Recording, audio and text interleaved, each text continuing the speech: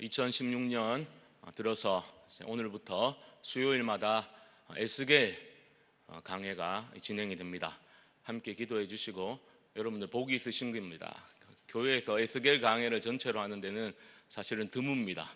아직 처음부터 어떻게 될지는 모르겠으나 여러분들 함께 기도하고 또 올해 우리가 함께 통독하기로 하나님 앞에 결심하고 이미 시행 중에 있기 때문에 읽어야 될 말씀입니다. 그래서 서로 도움을 받고 하나님 말씀을 이해할 수 있는 복된 시간 되면 좋겠습니다. 먼저 말씀드리면 에스겔은 매우 난해한 책입니다. 오늘 1장 다 읽진 않았지만 1장의 그 환상들, 그 묘사 때문에 1장에 등장하는 환상들 때문에 고대 랍비들은 아주 걱정을 했습니다. 이런 환상들을 읽고 사람들이 이상한 교리를 잘못 만들어낼까봐, 그래서 회당 예배 때에 에스겔 1장을 읽지 못하도록 그렇게 금했다고 합니다. 또 30세 이하는 에스겔 읽지 마라, 이렇게 이제 금서로 이렇게 지정하기도 했다고 합니다. 그만큼 난해한 책이 에스겔입니다. 그래도 하나님의 말씀이니까 또 하나님은 우리들에게 드러내기를 기뻐하시고 감추시는 분이 아니십니다. 우리 함께 읽어나가면서 하나님께서 깨닫게 해주시기를 바라면서 함께 살펴보도록 하겠습니다. 먼저 서론에 보시면 에스겔이라는 사람의 이름의 뜻이 나오고 있습니다. 에스겔이라는 사람의 이름의 뜻은 하나님이 강하게 하신다라는 뜻입니다. 에스겔, 하나님이 강하게 하신다라는 뜻입니다. 유인물에 보면 숫자들, 연도가 나오고 있는데 다 아시겠지만 이건 다 기원전을 뜻하는 것입니다. 에스겔은 530 기원전 593년에서 571년까지 약 22여 년 동안 예언자로 활동했던 사람이었습니다. 에스겔서를 좀 이해하기 위해서는 첫 시간이니까 시간이 별로 없기 때문에 길게는 못하겠습니다만은 역사적인 배경을 잠깐 짚어보고 넘어가야 합니다. 쉽게 말씀드리면 이 시대는 바벨론이 고대 근동 그 지역의 패권을 장악하고 있던 시기였습니다. 그 전에 8세기 또 7세기에 넘어오면서는 아수르가 초강대국이었지만 이때는 바벨론이 고대 근동의 초강대국으로 그렇게 이제 성장해 있었습니다. 605년이 되면 갈그미스 전쟁이라는 아주 결정적인 전쟁이 있었습니다. 이 전쟁을 통해서 이제 아수르는 역사에서 이제 사라졌습니다. 실제적으로 사라졌고 애굽, 이집트는 주변의 그냥 한 약소국으로 전락해 버리고 맙니다. 이제 바벨론이 패권을 제대로 잡게 된 겁니다. 유다는 어떻게 되었겠습니까? 유다도 물론 바벨론의 속국이 되었습니다. 603년이 되면 1차로 바벨론으로 이제 많은 사람들이 끌려가게 되는데 1차 바벨론 포로의 성 중에 속했던 사람이 누구였습니까? 다니엘이 그 중에 속해 있었습니다. 이때의 왕이 여호야김이라는 왕이었는데 이때 유다의 그 궁중파 대다수 정치인들은 친 이집트, 친 애굽 그런 경향을 띠고 있었습니다. 우리가 이제 애굽 편에 붙어 있어야 된다, 이렇게 주장을 했던 겁니다. 이 당시의 선지자가 누구겠습니까, 여러분? 바로 예레미야입니다. 예레미야는 친 애굽 정책을 찬성했습니까? 반대했습니까? 반대했습니다. 바벨론이 결국은 장악할 것이다, 그것을 꿰뚫어 보고 있었던 겁니다. 그래서 자꾸 애굽 편에 붙어야 된다라는 그 지배적인 의견에 맞서가지고 그렇게 해서는 안 된다라고 소리를 높였던 것이 바로 예레미야 선지자였습니다. 그런데 여호야김 왕은 이제 애굽 편에 붙어가지고 애굽이 도와줄 것이라고 믿고 바벨론에게 반역을 일으키게 됩니다. 그 결과가 무엇입니까? 바벨론이 쳐들어와가지고 이제 유다가 공격을 받고 2차 포로가 있게 됩니다. 이때가 바로 597년이고 예레미야는 4,600명이 끌려갔다라고 말하는데 이때 여호야긴 왕이 이제 끌려가고 그 다음에 누가 이때 속해 있었습니까? 바로 에스겔의 저자인 에스겔이 2차 포로에 포함되어 있었습니다. 597년에 여호야긴 왕은 불과 18살의 나이에 석 달밖에 다스리지 못하고 바벨론의 포로로 끌려갔지만 이 여호야긴이라는 왕은 유대 백성에게 있어서 민족 해방의 상징적인 인물이었습니다.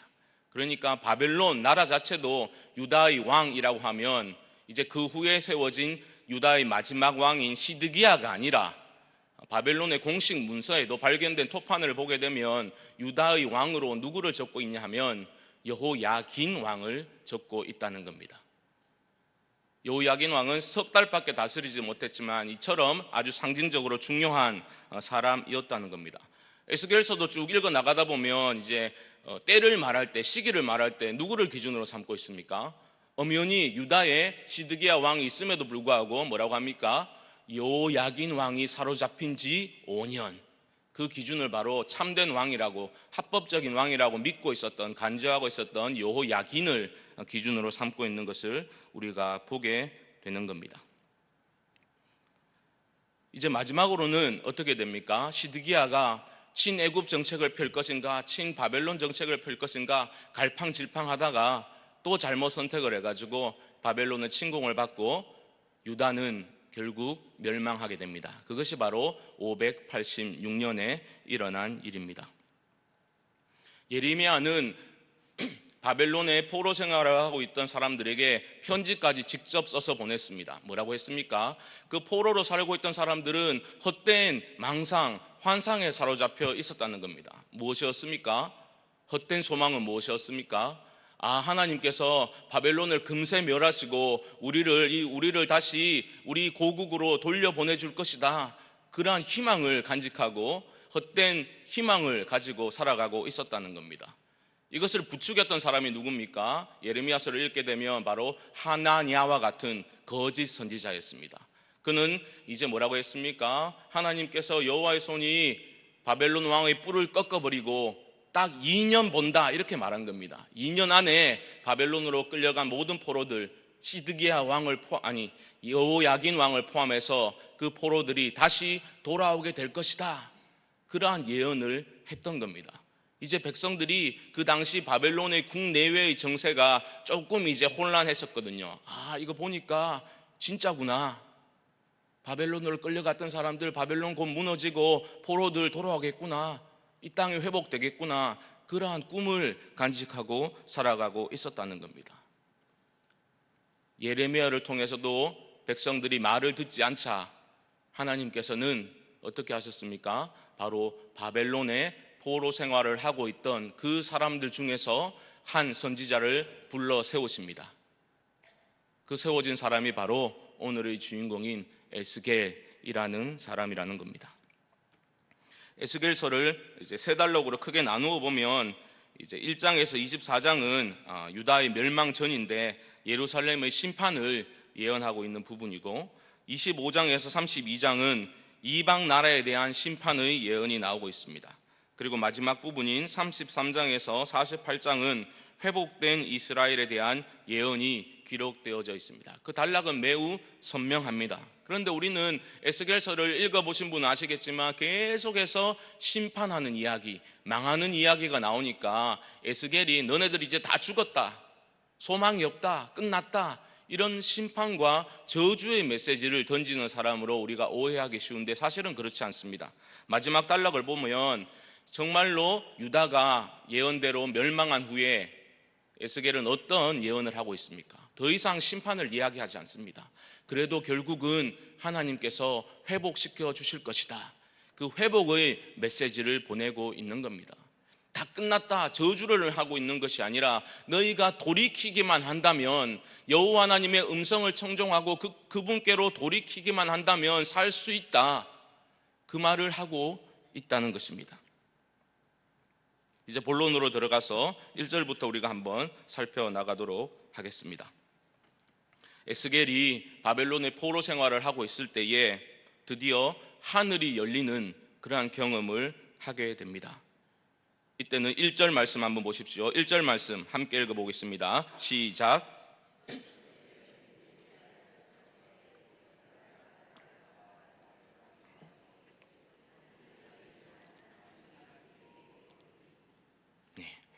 서른째 해 넷째 달 초닷새해라고 말하고 있습니다.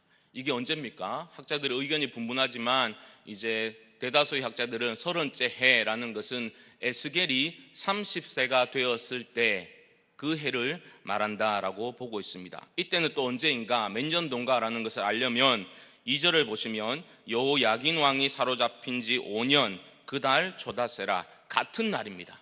같은 날입니다. 그러니까 여호야긴 왕이 사로잡힌 때가 597년이니까 이제 5년째니까 바로 593년에 하나님께서 에스겔을 불러주신 겁니다. 에스겔의 신분은 무엇이었습니까? 제사장이었습니다. 제사장은 30세가 되면 하나님의 성전에 나아가서 그에게 제사장에게 주어진 직무를 수행하게 되어 있었습니다. 30세가 되었을 때에 에스겔에게 하늘이 열리고 무엇이 보이기 시작했습니까? 1절 하반절에 보시면 하나님의 모습이 내게 보이니 라고 말하고 있습니다. 이 상황은 매우 중요한 상황인데요, 시대적으로 보면 이 바벨론의 포로로 잡혀가고 있었던, 생활하고 있었던 그들의 상황은 매우 절망적인 상황이었습니다. 1절에 보시면 내가 그발 강가 사로잡힌 자 중에 있을 때에 라고 말하고 있습니다. 이곳은 또 어떤 곳이냐 하면 3절에 보시면 갈대아 땅 그발 강가에서 라고 말하고 있습니다. 갈대아는 바벨론을 지칭하는 것입니다. 그발강은 어디입니까? 그발강은 티그리스 유프라테스 강이 니푸르라는 도시로 흐를 수 있도록, 인위적으로 흐를 수 있도록 만들어 놓았던 관계용 수로였습니다. 그것을 그발강이라고 부릅니다. 그발 강가에 이제 포로로 끌려온 유대인들은 아마 자치주처럼 그렇게 이제 그곳에서 공동체를 형성하고 그발 강가에서 생활했던 것으로 보고 있습니다. 그곳의 이름을 에스겔 3장 15절을 보면 델 아빕이라고 지명을 명기해 놓고 있습니다. 델 아빕이라는 지명의 뜻은 뭐냐 하면 홍수의 언덕이라는 곳입니다. 홍수의 언덕. 그러니까 어떤 말이냐면 예전에는 그 델 아빕이라는 곳에 사람들이 살았어요. 그런데 홍수로 인해서 폐허가 된 겁니다. 그 지역이. 그래서 홍수의 언덕이라는 이제 지명을 얻게 되었는데, 그 폐허가 된 델 아빕 그발 강가에 유대인들이 정착해서 살도록 바벨론 사람들이 그렇게 만들어 놓았다는 겁니다. 그들은 어느 정도 자유를 이제 보장받기는 했지만 여전히 포로민들로서 강제 노역에 시달리면서 특히 그 그발강의 운하 공사에 많이 투입된 것으로 그렇게 보여지고 있습니다. 여러분이 만약에 유대 백성인데 바벨론의 포로로 끌려가서 남의 나라에 가가지고 남의 나라의 하부 구조를 닦는 그러한 일에, 운하 공사에 땀 흘려 매일매일 그렇게 살아가고 있었다면 어떤 생각이 들었겠습니까? 잘 생각해 보십시오, 여러분. 이스라엘의 하나님입니다. 그들은 우리는 하나님의 선택받은 민족이라고 굳게 믿으며 살아가고 있었습니다. 그런데 이방인들에 의해서 끌려와가지고 이방 나라에서 이렇게 노역을 하면서 하루하루 살아가고 있었다는 겁니다. 작은 고난이 닥쳐와도 우리는 뭐라고 질문합니까? 아니 어째서 이런 일이, 그렇지 않습니까? 아니 선택받은 우리가, 하나님의 선택받은 민족인 우리가 어떻게 이방 땅에서 이런 생활을 할 수 있단 말인가? 그들은 정말 절망할 수밖에 없는 그러한 상황을 맞이하고 있었던 겁니다. 이때 이러한 고단한 삶을 잘 보여주고 있는 구절이 있습니다. 바로 유인물에 있는 것처럼 시편 137편 1절과 3절입니다. 우리 함께 한번 읽어보겠습니다. 유인물을 보십시오. 시작. 우리가 바벨론의 여러 강변 거기에 앉아서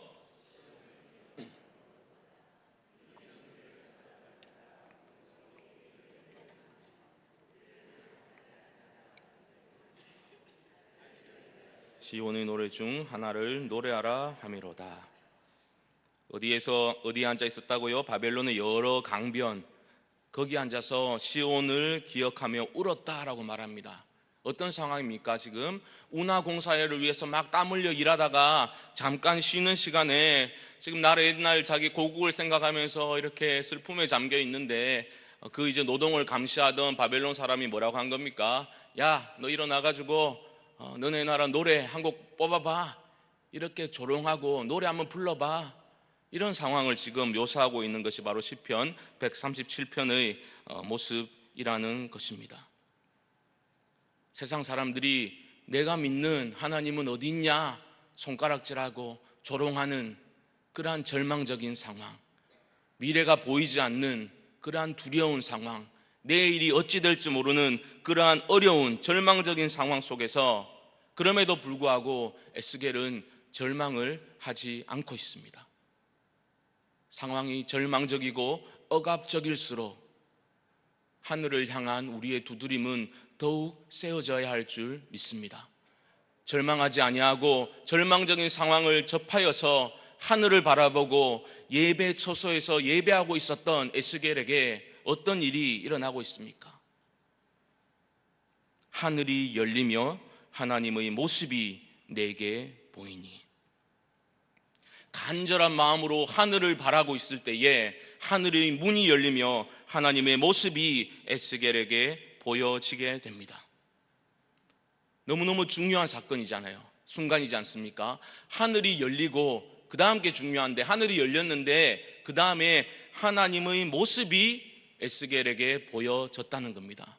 그렇다면 하나님의 모습이 무엇입니까? 이어지는 구절을 보면 물론 영광 중에 보좌에 계신 그 하나님을 말하는 거지만 이 하나님의 모습이라는 것은 옛 번역에서는 개역 한글에서는 하나님의 이상이라고 했습니다. 영어 번역은 Visions of God, 비전이라는 표현을 쓰고 있습니다. 그런데 이 히브리어 비전스로 번역된 이 히브리어는 마르오트라는 건데 이것은 보다라는 동사인 라아에서 파생된 단어입니다. 그러니까 이것을 문자적으로 직역하면 이렇게 됩니다. 하나님이 보여주시는 것을 보여주셨다. 하나님이 보여주시는 것을 보여주셨다. 이것이 바로 문자적으로 직역할 수 있는 번역인 것입니다. 무슨 말이냐면 하나님의 관점이 에스겔에게 주어지게 된 겁니다. 하나님이 보시는 것, 하나님의 그 관점이 에스겔에게 전달되었다는 것입니다. 사실 1절에서 3절을 보게 되면 동일한 내용이 반복되고 있습니다. 언제냐 했을 때 30째 해라고 해놓고 여호야긴 왕이 사로잡힌 지 5년, 똑같은 겁니다. 장소도 그발 강가 해놓고 그 다음에 3절에서는 뭐라고 했습니까? 갈대아 땅 그발 강가, 동일 내용입니다. 1절에서 하늘이 열리며 하나님의 모습이 내게 보이니 라고 하는 것은 3절에서 여호와의 말씀이 부시의 아들 제사장 나 에스겔에게 특별히 임하고 여호와의 권능이 내 위에 있으니라, 이것과 맥을 같이 하는 겁니다. 잘 들으십시오 여러분. 하늘이 열리고 하나님의 모습이 보여졌다는 것은 에스겔에게 하나님의 말씀이 특별히 임하고 여호와의 권능이 에스겔 위에 임했다라는 것과 맥을 같이 하고 있는 겁니다.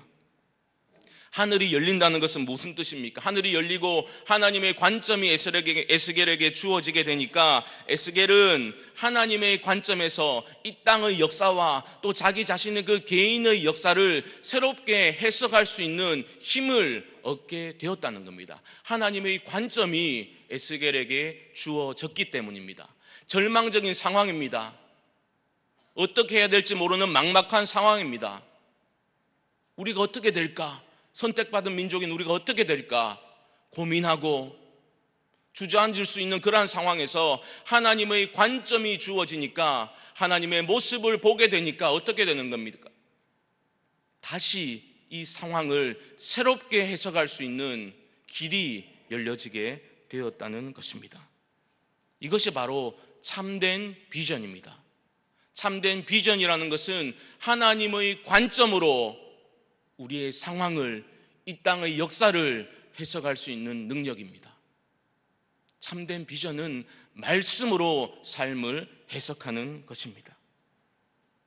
에스겔은 그 불전차 위에 있는 하나님의 영광의 보좌, 그 여호와의 영광의 모양의 형상을 친히 볼 수 있게 되었다는 겁니다. 그것을 보면서 하나님의 관점이 주어지고 하나님의 모습을 보게 되니까 에스겔은 확신할 수 있게 되었다는 겁니다.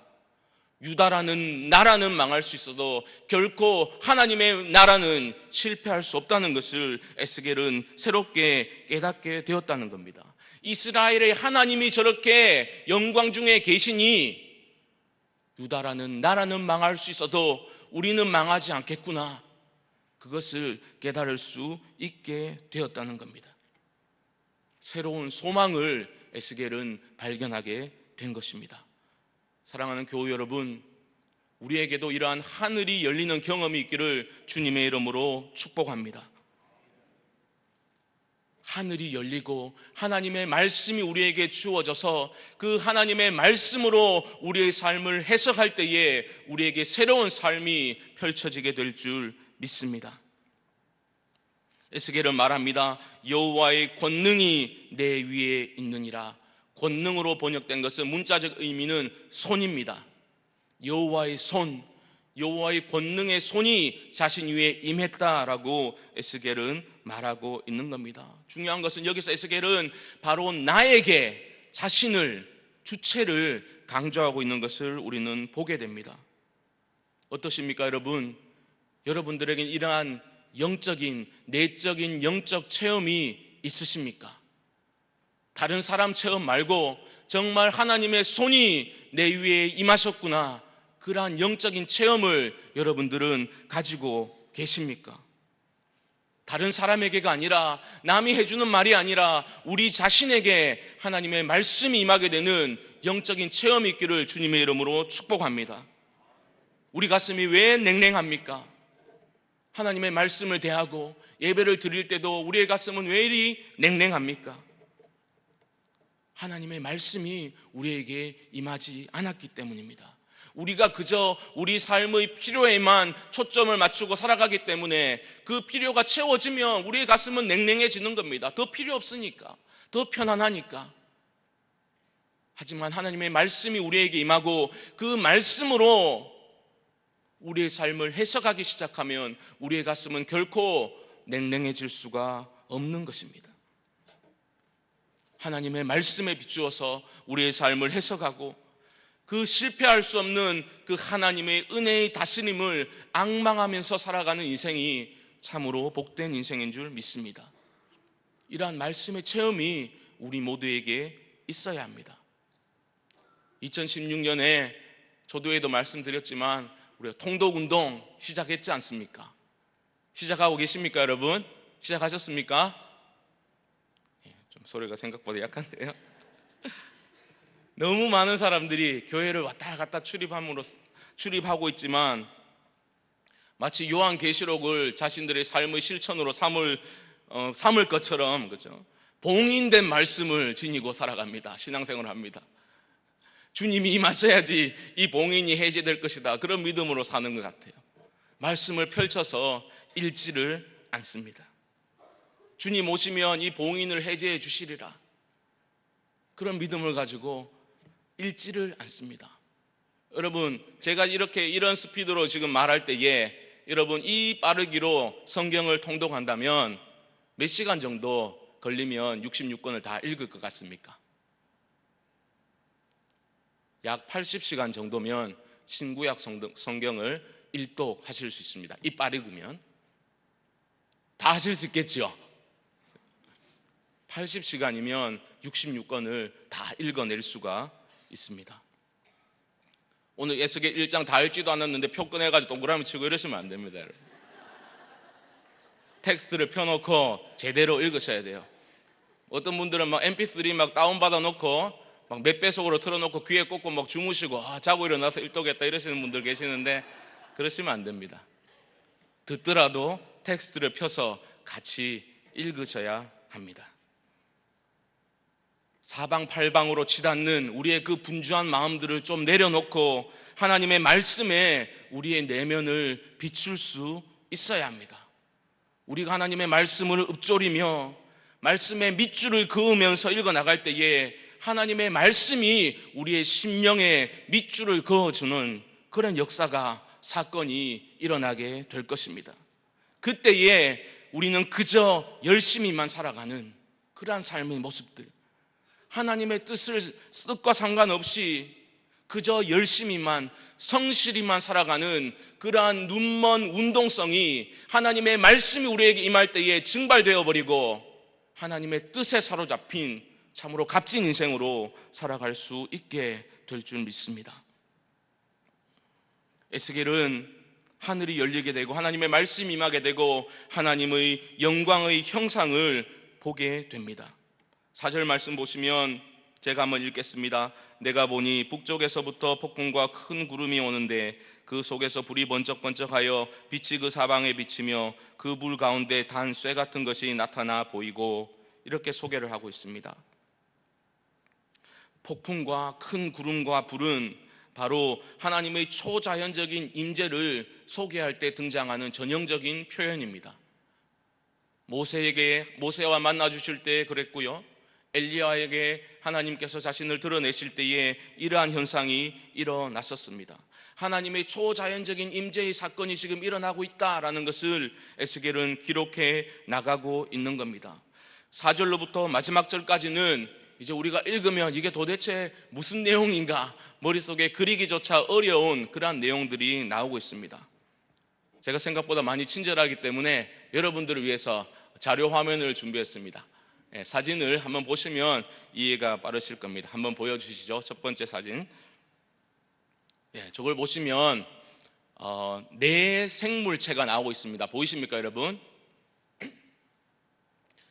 불에 휩싸여 있는 것이 네 생물체가 등장하고 있는데요, 그 가운데 이제 바퀴가 4개 있고, 잘 보이시진 않겠지만 바퀴에는 수많은 눈들이 박혀져 있습니다. 이것은 우리를 감찰하시고 인도하시고 보호하시는 그 하나님의 모습인데요, 그 그룹들의 모습인데요. 그 다음 화면을 보시면 좀 더 자세히 볼 수 있습니다. 요게 이제 네 생물체의 모습인데요, 네 군데 사방에 각기 다른 얼굴의 모습이 나옵니다. 어떤 모습이냐면 사람의 얼굴과 사자의 얼굴과 소의 얼굴, 또 독수리의 얼굴, 사방에 4가지 얼굴이 등장하고 있는데, 이것은 권위를 상징하는 이제 얼굴들입니다. 사람은 피조물 중의 으뜸이니까 그렇고요, 사자는 어떻습니까? 짐승의 왕이라서 그렇고, 소는 가축의 왕이고, 독수리는 새들 중의 왕이기 때문에 권위를 상징하고 있습니다. 날개가 있고요. 이 사진을 보시니까 조금 그려지십니까?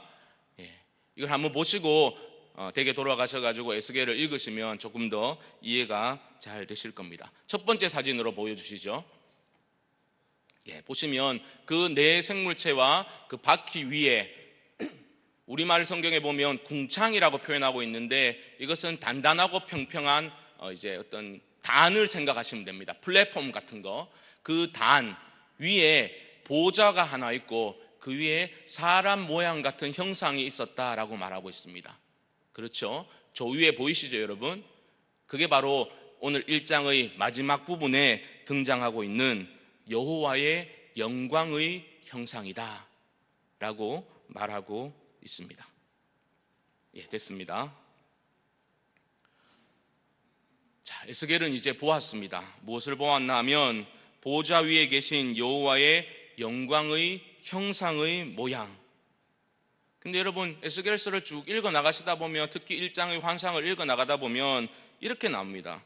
뭐뭐와 같은 것, 이런 표현, 또한 어떤 것 같은 모양이라는 겁니다. 바로 이것이다 라고 딱 집어서 말하지 못하고 어떤 것 같은 것, 어떤 모양 같은 모양, 이런 식으로 표현하고 있다는 겁니다. 이게 뭘 말하는 겁니까, 여러분? 그 하나님의 영광의 보좌의 모습은, 거룩하신 영광의 하나님의 모습은 감히 인간의 언어로 표현할 수가 없다는 겁니다. 형언할 수가 없다는 겁니다. 인간의 언어로 완벽하게 그려내고 표현할 수 있는 분이 아니라는 것을 에스겔은 지금 말하고 있는 겁니다. 하나님은 에스겔을 뭐라고 부르고 계십니까? 2장을 보시면 첫 번째 절에 인자라고 부르고 있습니다. 인자는 무슨 뜻입니까? 사람의 아들, son of man, 히브리어로 벤 아담입니다.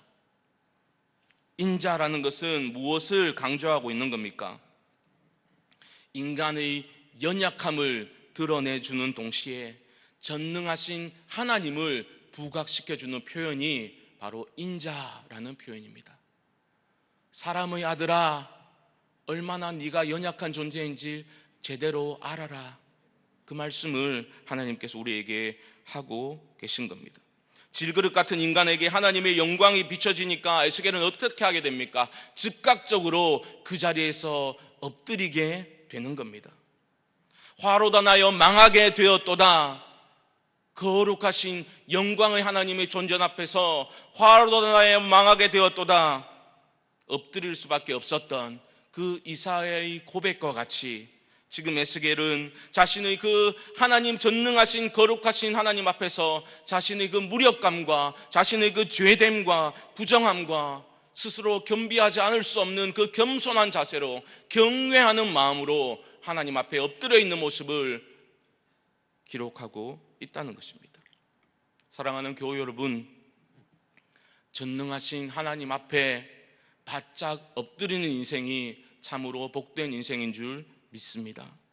우리는 얼마나 교만에 빠질 때가 많은지요. 전능하신 하나님 앞에 너무나 연약하고 무능한 인자인 우리들이 창조주이신 전능하신 하나님 앞에서 얼마나 내 힘으로 내 지혜로 내가 가진 소유로 살아가는 것인 양 교만을 떨 때가 많은지 모르겠습니다. 엎드림이야말로 인간됨의 본질이라는 것을 여러분들이 기억하시기 바랍니다. 엎드림이 인간됨의 본질입니다. 지금 우리는 무엇 앞에 엎드려 있습니까? 우리는 자주 깨어있는 삶을 살아야 됩니다 라고 말하는데, 깨어있는 삶이란 바로 마땅히 엎드려야 할 대상 앞에 엎드리는 것을 말하는 겁니다. 깨어있는 사람은 엎드려야 할 대상 앞에 제대로 엎드리는 사람이라는 것입니다. 회복은 엎드림에서 시작되는 것입니다. 뭐뭐와 같은, 어떤 모양 같은 것, 이러한 표현들로밖에 나타낼 수밖에 없는 그 영광의 거룩하신 하나님, 그 앞에 압도되어서 엎드릴 수밖에 없었던 그 전능하신 하나님 앞에 우리가 바짝 엎드릴 때에 하나님의 강한 두 손이 우리 양 어깨 위에 임하게 될 것이고, 그때 우리는 솟구쳐 일어날 수 있게 될 줄 믿습니다. 저는 오늘 1장 28절의 마지막 세 가지 동사를 살펴봄으로써 말씀을 맺을까 합니다. 마지막 28절 함께 한번 읽어보겠습니다. 시작.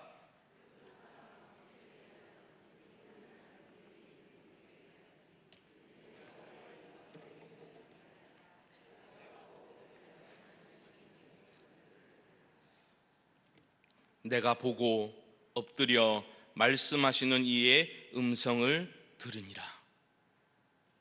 어떤 인생이 복된 인생입니까? 제가 믿기로는 복된 인생, 결코 실패할 수 없는 인생은 제대로 보고 제대로 엎드리고 제대로 들을 수 있는 인생이 복된 인생인 줄 믿습니다. 그 인생은 결코 실패할 수 없습니다. 제대로 보고 제대로 엎드리고 제대로 들을 수만 있다면 우리는 하나님의 뜻에 맞추어져 가는 그러한 복된 인생들로 살아갈 수 있게 될 것입니다. 삶의 어려움이 다가올 때에 절망적인 상황을 바라보면서 주저앉지 말고 더욱 하늘을 바라보며 하늘의 문을 두드릴 수 있기를 바랍니다. 하나님의 말씀을 가까이 하고 전능하신 하나님 앞에 바짝 엎드려서 그분의 음성을 청종하기를 소망하는 마음으로 살아갈 때에 하나님께서 그 인생을 책임져 주시는 겁니다. 여러분 꼭 기억하시기 바랍니다. 하늘이 열린다는 것은, 하나님의 모습을 본다는 것은 결국 하나님의 말씀으로 이 땅의 현실을 해석하고 내 개인의 삶을 해석하는 것을 뜻하는 겁니다. 내게 주어진 내가 맞이하는 모든 상황을 하나님의 말씀으로 하나님의 관점에서 바라보고 해석해 낼 수만 있다면 우리는 다시 일어설 수 있게 된다는 것입니다. 하나님이 보여주시는 것을 보는 것이 참된 비전이요, 하나님이 하라고 하신 일을 하는 것이 하나님께 영광을 돌리는 삶이라는 것입니다. 우리는 얼마나 자주 세상적인 가치 기준을 설정해 놓고 하나님의 비전이니 하나님의 영광이니 이러한 말들을 갖다 붙이고 있습니까?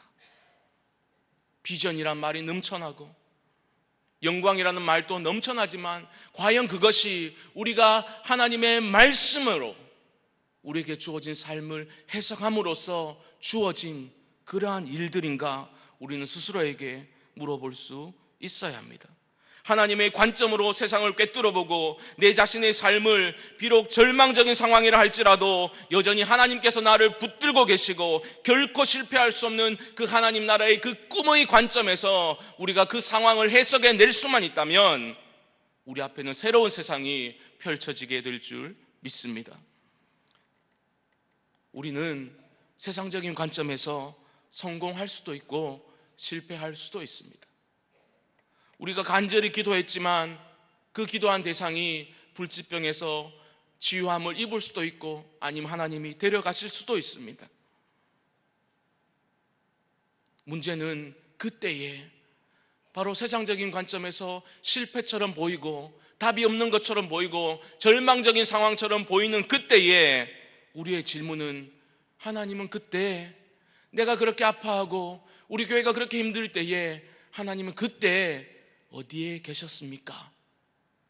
그 질문을 우리는 넘어설 수 있어야 합니다.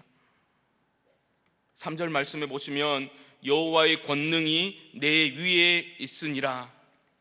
우리말 번역에서는 히브리어 샴이라는 단어를 지금 번역하지 않고 있습니다. 이것은 거기라는 뜻입니다. 영어 번역에서는 거기라고 해서 there를 넣고 있습니다. There the hand of the Lord was upon him. 거기에 주님의 손이 그 위에 있었다. 거기에 라고 말하고 있습니다. 여기서 거기는 어디입니까, 여러분? 이스라엘이 잘 나갈 때, 승승장구할 때입니까? 우리가 기도한 대로 모든 것이 만사형통되고 모든 바라는 것들대로 이루어질 때, 바로 그때입니까? 그렇지 않습니다.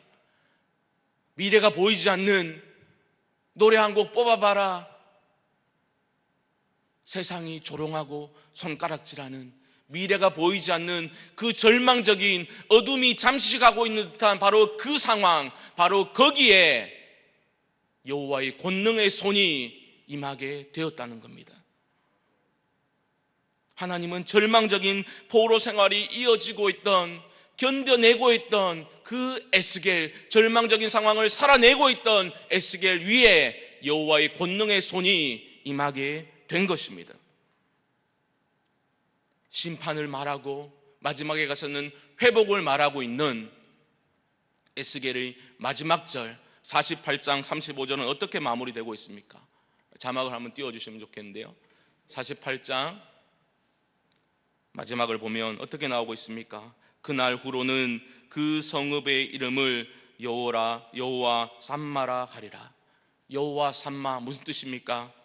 여호와께서 거기에 계시다. 쌈 1장 3절에 나왔던 그 쌈이라는 단어입니다. 에스겔의 마지막은 여호와 삼마, 여호와께서 거기에 계시다.